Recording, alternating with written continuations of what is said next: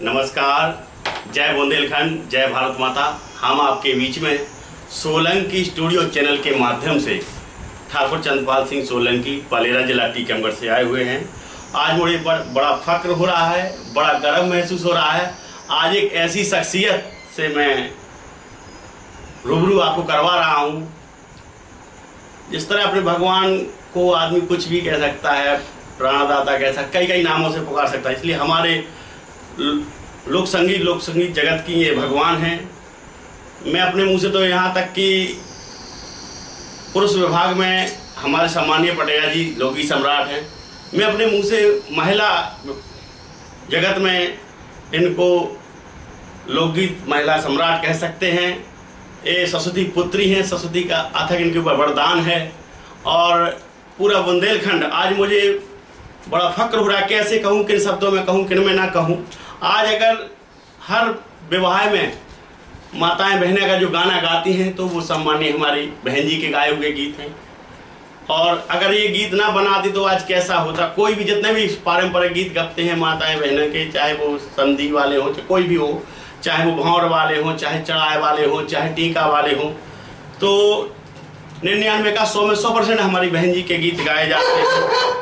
तो ये सरस्वती विभाग की हमारी मान लो बरहस्तन का आशीर्वाद है। और सरस्वती पुत्री कहो या कुछ भी कहो, तो इस सम्मानीय परम आदरणीय परम श्रद्धेय कलाकारों के लिए प्रातः स्मरणीय सम्माननीय उर्मिला पांडे जी, ये छतरपुर की हैं। आज हम इनके बंगले पे आए हुए हैं। आज हम इनको इस यूट्यूब के माध्यम से दर्शन करा रहे हैं। बहुत लोगों ने जिद की कि आप बहन जी के दर्शन कराइए, बहन जी का इंटरव्यू लेने जाइए।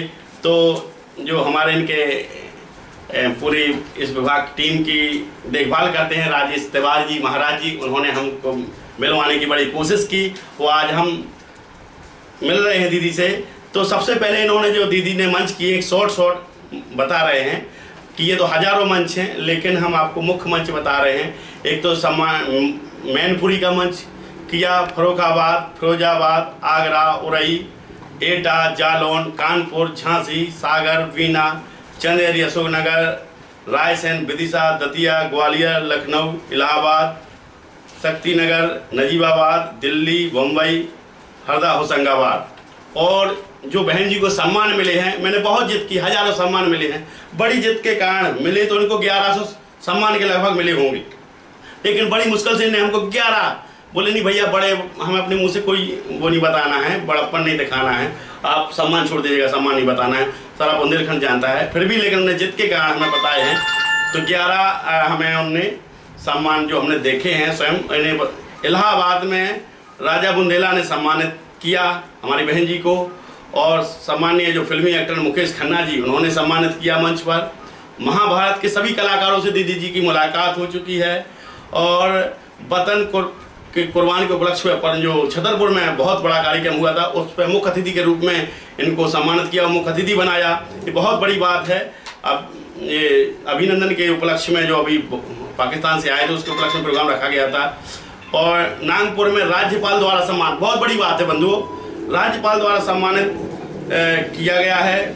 और संसदीय सचिव बेबी राजा खड़गापुर ने कोकलकंठनी के आवाज वाला सम्मानित पत्र दिया। और 1998 में छत्रसाल जयंती पर सम्मानित किया, डॉक्टर भाई महावीर राजपाल ने सम्मानित किया।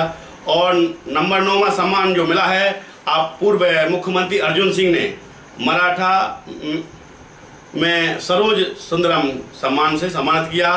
10वां सम्मान है सम्मानीय दिग्विजय सिंह पूर्व मुख्यमंत्री ओरछा में, जिन्होंने प्रवीण पुरस्कार दिया। और ये 11वां सम्मान है जो 15 अगस्त पर ये पुरस्कार राष्ट्रीय सम्मान लेवल पुरस्कार राज्य मंत्री ललिता यादव द्वारा मिला है इनको। तो ये हुए इनके सम्मान और इनके वो। अब मैं इनसे दीदी से सवाल करता हूँ। तो दीदी जी, आपका नाम यही चलता है घर में, सम्मानीय उर्मिला पांडे जी? उर्मिला पांडे। अच्छा। और आपका पता क्या है? जैसे कोई आपके दर्शन करना चाहता है, करोड़ों लाखों नहीं करोड़ों में आपके दीवाने हैं कि दीदी के हम चरण छू लें या मिल लें, तो पता आपका क्या है? बस नाम है पूनम संगीत महाविद्यालय के नाम से। अच्छा, पता चलता है। अच्छा, ये मकान कहाँ पड़ता है अपना? सटेई रोड। अच्छा, सटाई रोड पे। तो आपने दीदी गुरु कौन है? मेरे गुरु थे पहले पंडित कृष्ण कुमार शास्त्री जी, अच्छा। राम प्रसाद मिश्र जी। इनसे मैंने शास्त्रीय संगीत की शिक्षा प्राप्त की। और इसके बाद घर में चूंकि माहौल लोक संगीत का सुना, माँ से विरासत में मिला। अच्छा, माँ जी से? हाँ। तो प्रथम गुरु माँ होती है। हाँ। तो लोकगीतों की शिक्षा जो है माँ से मिली। इसके बाद जब मैं स्कूल पढ़ने के लिए गई तो जनार्दन खरे सर थे मेरे गुरुजी। तो उनने जो उसकी बारीकियाँ थी बुंदेलखंडी गीतों की, वो उनके द्वारा मुझे प्राप्त हुई। बहुत बहुत धन्यवाद।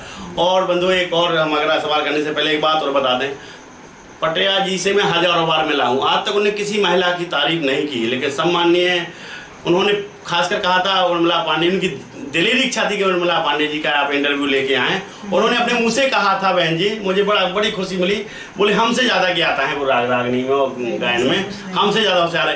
ये बहुत बड़ी बात है। और आप ब्राह्मण कुल की शान है और ब्राह्मण कुल के लिए एक मिसाल है। और आप एक आने वाली पीढ़ी के लिए आपने एक ब्राह्मण में एक मिसाल दी कि छतरपुर तो वैसे कलाकारों की खदान है, लेकिन छतरपुर को पूरा बुंदेलखंड नमन करता है। ये माटी कुछ ऐसी जादू है कि यहाँ पे एक से एक प्रतिभा उभरी हैं आप जैसी। और संगीत की जो कितनी उम्र से सीखा आपने? लगभग 6 वर्ष की उम्र से। अच्छा, 6 वर्ष की? 6 वर्ष की उम्र में हाँ। संगीत मैंने थोड़ा थोड़ा शुरू किया था। अच्छा, क्योंकि बड़ी बहन थी तो वो शास्त्रीय संगीत सीखती थी। हाँ। उनके लिए हारमोनियम खरीदा गया। तो वो चोरी से हारमोनियम उठा के बगीचे में ले जाके बजाना और संगीत की शिक्षा प्राप्त करना, उनका सुन सुन के मैंने सीखा। इस तरह से कक्षा 6 में जब मैं पढ़ती थी तो 6 तक मुझे पूरा शास्त्रीय संगीत का जो स्वरों का रख रखाव है वो सब हारमोनियम पे और गाने में बनने लगा। अच्छा, अभी तक दीदी कितने गीत गाए हैं लगभग अपने एक मोटा हिसाब? लगभग 2,500 से 3,000 के बीच में गा चुकी हूं। अच्छा। मैंने सुना है कि आपने लोकगीत की बहुत सारी धुनें बनाई हैं और उनको गाया है, क्या ये हाँ, सत्य है? कई गानों की धुनें बनाई हैं। जैसे एक गीत की धुन बनाई थी मैंने, जो तुम छैल छला बन जाती। इसको राग मारू बिहार के राग पे मैंने आधारित राग पे इस धुन को बनाया था। लेकिन अब कुछ लोगों ने उसको तोड़ मरोड़ के गा दिया। अच्छा। तो मेरा यही कहना रहता है कि भाई नकल करो आप, लेकिन अगर राग का आपको ज्ञान है तो आप उस गीत को गाओ। अगर राग का ज्ञान नहीं है तो जैसा मैंने गाया कम से कम वैसा तो गाओ। अच्छा अच्छा। तो कई कलाकारों से मैंने आपकी जानकारियां जुटाई हैं, पटिया जी से, कुछ ऐसे आकाशवाणी से, कुछ छोटे बड़े कलाकारों से, विद्वानों से। मैंने सुना है कि आपने शास्त्रीय संगीत की भी शिक्षा ली है? शास्त्रीय संगीत मैंने सीखा पंडित राम प्रसाद मिश्र जी से। अच्छा। और कृष्ण कुमार शास्त्री जी से। और इन लोगों ने शास्त्रीय संगीत सिखाया। और बस शास्त्रीय संगीत के साथ साथ अपने बंधुओं, वो ये बहुत अच्छी कलाकार हैं, इनको शास्त्रीय, सुगम और लोक सांस्कृतिक कार्यक्रम का, इन तीनों का ज्ञान है, ये बहुत बड़ी बात है। और आपने सरकारी कार्यक्रम किए हैं जैसे भारत भवन, आदिवासी लोक कला, किए हैं? भारत भवन आज भी जाती हूँ। और आपका ये संस्कृत विभाग के अंतर्गत जितने भी कार्यक्रम हैं, जब भी वहाँ से संदेशा आता है तो मैं पहुँचती हूँ। अच्छा। जनजाति संग्रहालय के लिए कार्यक्रम किए। और मुख्यमंत्री ने एक मुहिम चलाई थी बेटी बचाओ पे, उस पे मेरी सीडी भी कई बनी है। और अच्छा। संस्कार गीतों की सीडी भी बनी है। 11वां सवाल है दीदी जी आपसे, मैंने सुना है कि आपने कोई शास्त्रीय कॉलेज भी खोला है? हाँ, एक संगीत विद्यालय चल रहा है। हाँ। तो उस संगीत विद्यालय के जो संरक्षक हैं, संरक्षक है पंडित देशराज पटेरिया जी। अच्छा। और उसके जो व्यवस्थापक हैं वो है राजेश तिवारी जी। अच्छा। मैं चूंकि शासकीय सेवा में हूँ, बीएड कॉलेज में हूँ, तो जब शाम का समय मुझे मिलता है तो मैं शाम को आके बच्चों को शास्त्रीय संगीत और साथ साथ में लोक गीतों की भी शिक्षा दे रही हूँ। अच्छा, इसका कोई पैसा ऐसा लगता है? नहीं, कोई सीखना चाहता है बच्चे अब ये एडमिशन करवाना पड़ता है? हाँ, एडमिशन होता है, उसके व्यवस्थापक राजेश तिवारी जी। ये किस माह में होती है? ये जुलाई में होता है इसका एडमिशन। अच्छा अच्छा। इलाहाबाद से एफिलिएटेड है। ये विद्यालय कब से चल रहा है आपका? ये 98 से चल रहा है। अच्छा, बहुत बहुत धन्यवाद। मैंने सुना है कि आपके गीत आशा भोसले जी ने गाए हैं 3 गीत, जो विश्व विख्यात है, बुंदेलखंड विख्यात है कि सैया लय देकर धनिया मैं तो से बिरजी और आंगना में कोइया राजा और कहाँ डाल आई नाल नवे बिछिया। तो इन गीतों को आपने कैसे गाया है और इन लोगों ने कैसे थोड़ा मरोड़ा है, थोड़ा सा आप बताने कृपा करें। आंगना में कोइया राजा डूब के मरूंगी, ये गीत थोड़ा सा बहुचर्चित हुआ। हाँ, और वो बहुत हुआ। आप सब लोगों के सुनने से ही हुआ। हाँ। उसके लिए तो धन्यवाद आप सब लोगों को देना चाहूंगी, क्योंकि मेरे भर गाने से कुछ नहीं होता। जब इस गीत की रिकॉर्डिंग हुई थी आकाशवाणी में, उस समय निसार हुसैन खां ए टॉप आर्टिस्ट थे तबला पे, दद्दू खां ढोलक पे, सुलेमान खां साहब जो थे सारंगी पे थे, और बागर देव बांसुरी पे थे। इस तरह से इन टीमों ने मिलके इस गीत को प्रसिद्ध किया, क्योंकि मेरा अकेले का योगदान ही, मैंने तो गाना गा दिया। अब बुंदेलखंड वासी आप लोग देख रहे हैं, कम से कम ज्यादा नहीं तो मध्य प्रदेश और उत्तर प्रदेश और मध्य प्रदेश दोनों ये मतलब राज्य है।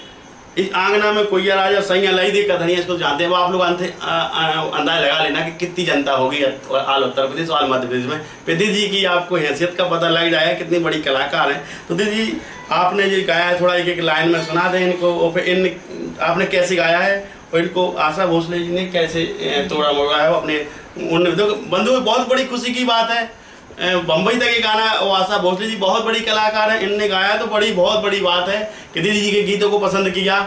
देखिए वो बहुत बड़ी कलाकार हैं। हाँ। बाकी ये गीत है आंगना में कोइया राजा डूब के मरूंगी, चूंकि पारंपरिक गीत है। अच्छा। और पारंपरिक जो ट्रेडिशनल गीत होते हैं उसको कोई भी गा सकता है। अच्छा। उसके लिए अपन किसी को मना नहीं कर सकते। अच्छा। हाँ, इतना जरूर है कि जो धुन मैंने बनाई, हाँ। उस धुन को किसी दूसरे को नहीं गाना चाहिए। तो उनने, आशा जी ने क्या किया, आशा ताई ने, कि उनने इस गीत की राग ही बदल दिया और भाषा बदल दी।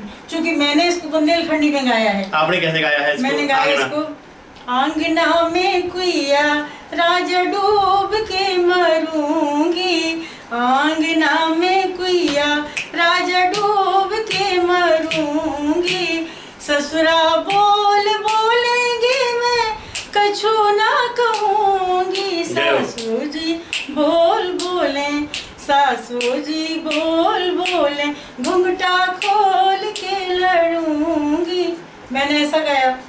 उनने क्या किया कि उन्हें भाषा ही बदल दी। उनने कैसे बदल दी? उनने मराठी भाषा में गाया। कैसे गाया? तो धुन तो उनने यही गाई, लेकिन अब वो भाषा तो मुझे भैया आती नहीं है। अच्छा अच्छा। मैंने अपना बुंदेलखंड। अच्छा चलो, बहुत अच्छी थी। और तो इसी तरह से सैया लय देकर धनिया है।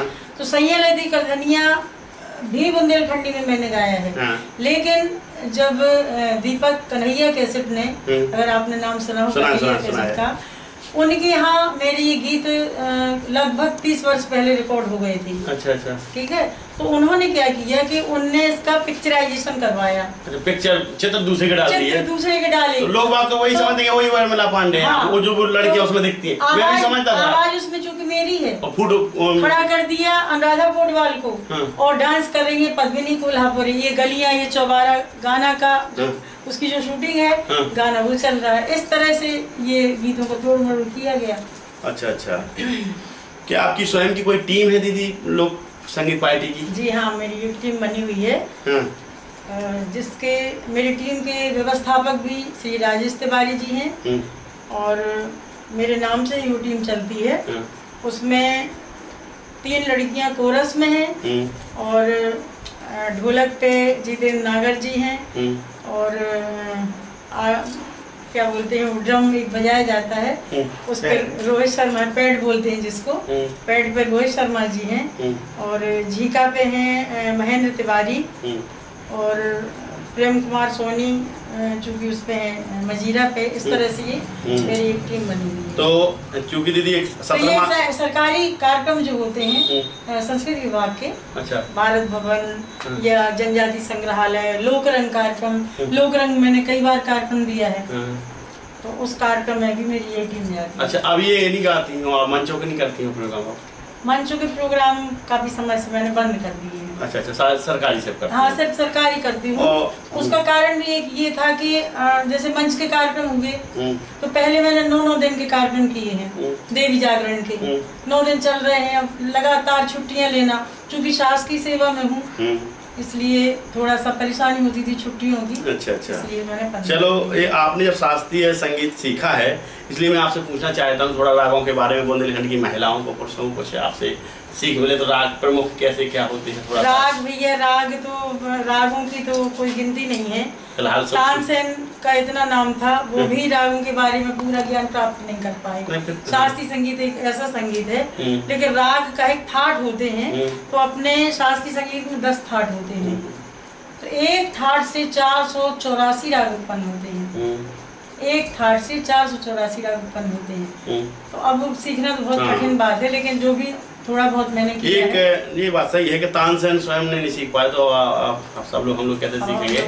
लेकिन एक ज्ञानी ने हमसे बताया था कि आदमी में ज्ञान इतना है दीदी कि जिस तरह कोई किसानी में होशियार है तो आप गाने में हैं, फोटोग्राफी में होशियार हैं। जिस तरह समुद्र से एक बूंद लो, एक बूंद का 1000वां हिस्सा करो, आदमी में उतना ज्ञान है कि माता की भगवान की कृपा है। और आपसे लमटेरा और रमटेरा 2 होते हैं, इनमें फर्क क्या है? देखो, रमटेरा जो होते हैं, रमटेरा में भगवान राम का नाम हो, जिसमें ईश्वर का नाम हो, मालिक का नाम हो, तो रमटेरा राम की टेर लगाने वाले।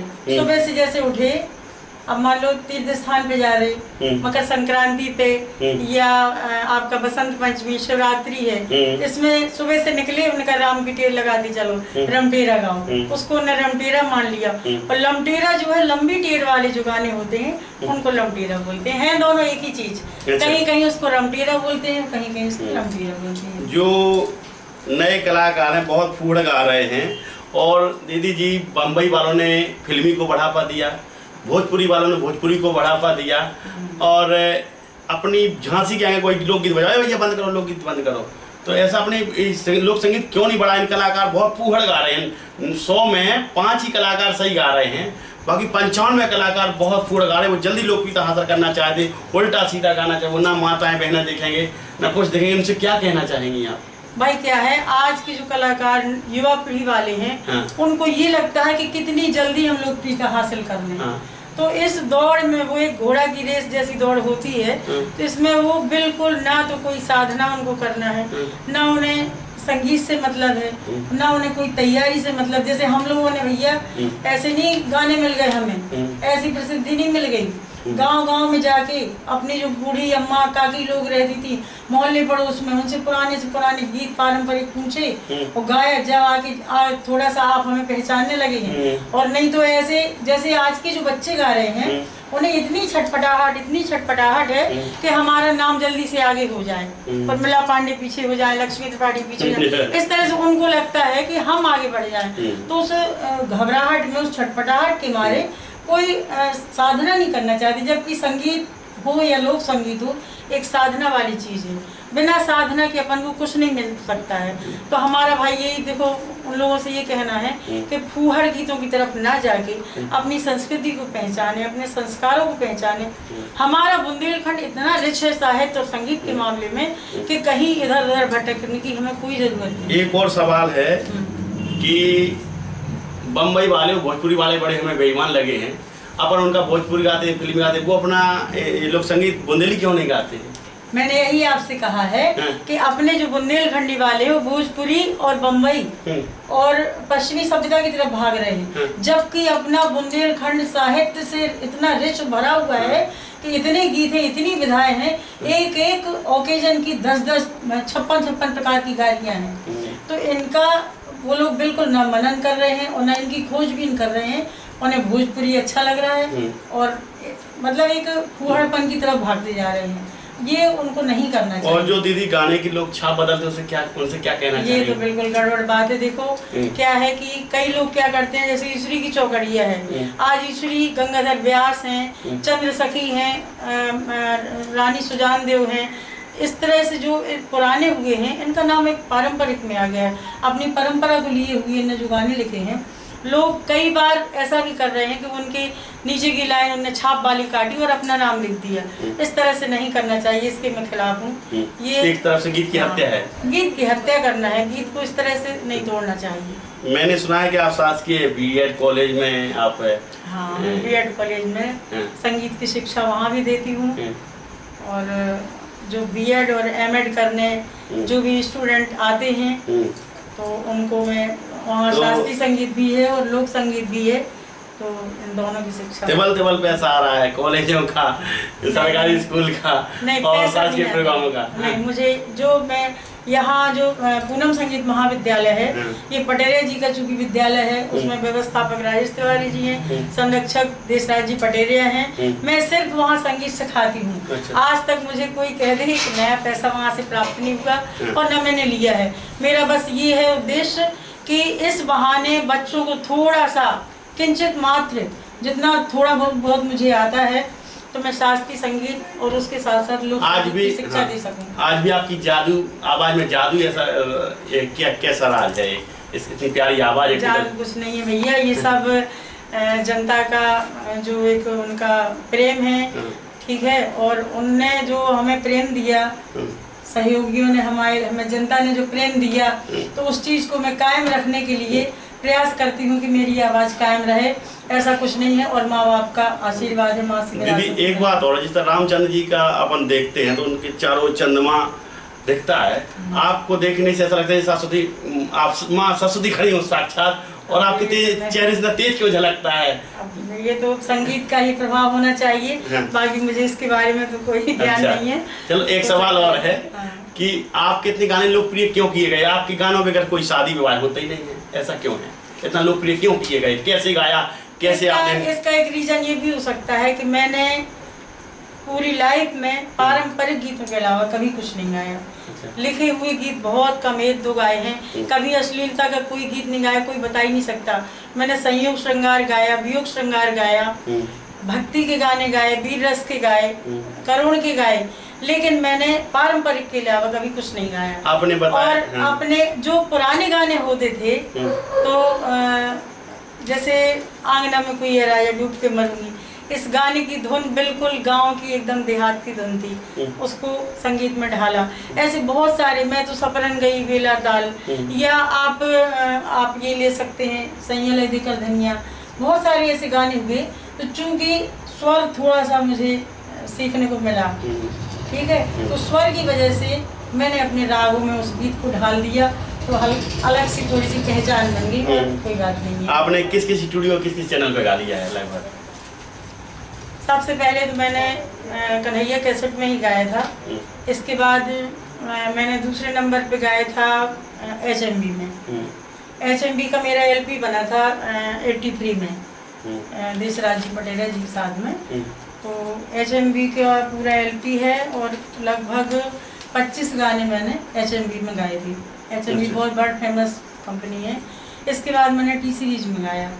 T सीरीज में लगभग 6-7 कैसेट वहाँ भी बने थे। गुलशन कुमार जी जिंदा थे उस समय पे, जब मेरी वहाँ पे रिकॉर्डिंग हुई, और उनके छोटे भाई दर्शन कुमार जी हैं, वहाँ लगभग 6-7 कैसेट बनी थी। आप आकाशवाणी में किस श्रेणी की कलाकार हैं? मैं A ग्रेड की कलाकार हूँ। बहुत बड़ी बात है, ये मालिक की कृपा है। बंधु एक आपको हल्की सी एक बड़ी कहानी सुनाना चाहते हैं। एक कुछ चूहा बोले कि एक काम करो, अपन की बिलैया रोज खा जाती है, मतलब बिलैया गले में घंटी बांधो। तो सब चुखरवा खुश होने लगे और पार्टी होने लगी, उनकी झूमने लगे, नाचने लगे। एक बूढ़ा चुखरवा बोला, वो कौन वीर है जो बिलैया गले में घंटी बांधन जा रहा हो? तो सब चुखरवा पीछे भग गए, नहीं हम ना जे, सब भग गए। तो दीदी ने वो काम किया है, ये हाई ग्रेड, यानी ये चूहे बिलैया घरे में घंटी बांधने के बराबर है। ये नामुमकिन को मुमकिन करके दिखाया है। ये ग्रेड बहुत बड़ी बात होती है, बहुत बहुत बहुत बड़ी बात होती है, आसमान छूने वाली बात होती है। हम इनको नमन करते हैं, इनके चरणों में बारंबार कि आपने ये ग्रेड पास किया है आकाशवाणी से, बहुत बड़ी बात है और बुंदेलखंड के लिए एक मिसाल है। तो अब सीधे हम मोड़ पे आते हैं, ज़्यादा आपका समय ना लेते हुए दीदी को। तो दीदी आपका आंगना में कोई तो हो गया, सही लाई देकर धनिया। देखिए बंधु कितनी प्यारी, शक्कर से भी गुड़ से भराई और सेकी सही मीठी हमारी दीदी की आवाज़। आज ऐसे नहीं लगता कि इनकी 50-55 साल उम्र हो गई है, ऐसे लगता है जैसे 25 साल की उम्र हो, और वो आवाज़ निकलती है इनके।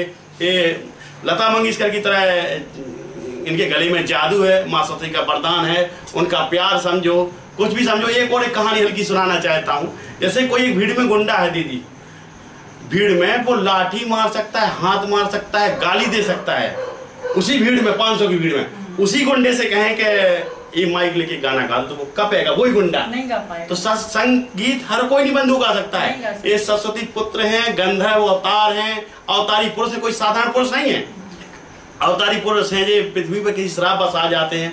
आज हम सबको संगीत नहीं होता तो आज दुनिया नहीं होती। संगीत बिन दुनिया अधूरी है और संगीत को इन्होंने एक रूप दिया है। मैं तो इनको साक्षात एक कोई भी बुंदेलखंड, चाहे छोटा हो चाहे बड़ा हो, चाहे साधक हो चाहे बाधक हो, कोई भी कलाकार कोई कैसा भी हो, ये गंधर्व अवतार होते, अवतारी पुरुष होते, इनको साधारण पुरुष ना समझें और मंच पे पहुंचे बहुत सारा ढेर सारा प्यार दें, ढेर सारी इज्जत दें, पैर छुएं, सम्मान दें। कलाकार कलाकार होता है, कलाकार भगवान का रूप होता है, भक्त भगवान से बड़ा होता है। भक्त भगवान ने स्वयं कहा है, जहाँ भक्त मेरा पग धरे तहाँ धरो में हाथ। इसलिए भगवान ने अपने आप से ही बड़ा भक्त को माना है। तो सरस्वती पुत्र की संतान है और सरस्वती पुत्र ने अपने आप से ही बड़ा माना है। तो दीदी जी अब आगे आपका जो गीत है वो रख दीजिएगा, सैया लाई देकर धनिया, जो आपका विश्व विख्यात गाना है, जो आज हर महिला गाती है, हर जिले में गाया जाता है, आल बुंदेलखंड में गाया जाता है। दुबई में बैठे लोग दीदी जी के और उर्मिला पांडे जी के गीत दे दो सोलंकी जी, तो हमारे कंप्यूटरों से भरा ले जाते हैं।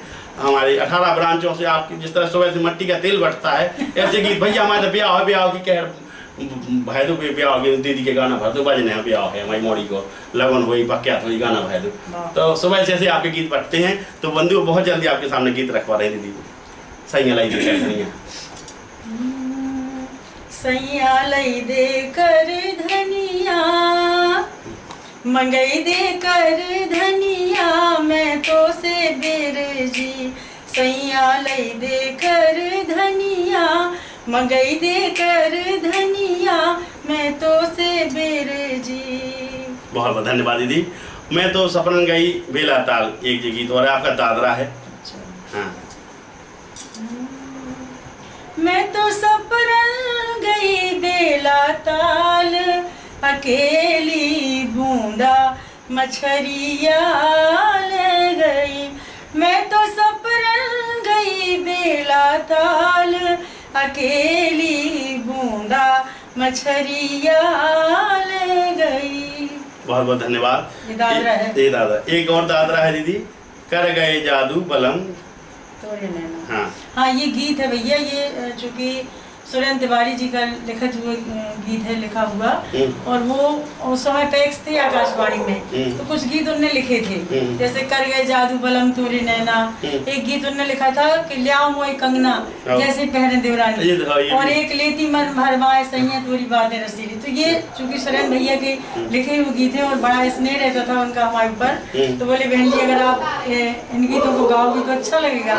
तो ये गीत जो है कर गए जादू बलम तोरे नैना, ये करीब ये 10 गीत ऐसे हैं अपने, 10 क्या गाने तो बहुत सारे हैं, लेकिन ये कुछ गीत ऐसे हैं जो फिल्म में चले गए हैं। अच्छा। जैसे ये गीत अपने यहाँ का है, कर गए जादू बलम तोरे नैना, कर गए जादू बलम तोरे नैना, और झट जावे जो जो सुरझे रस के भरे तोर बेना, बलम तोरे नैना।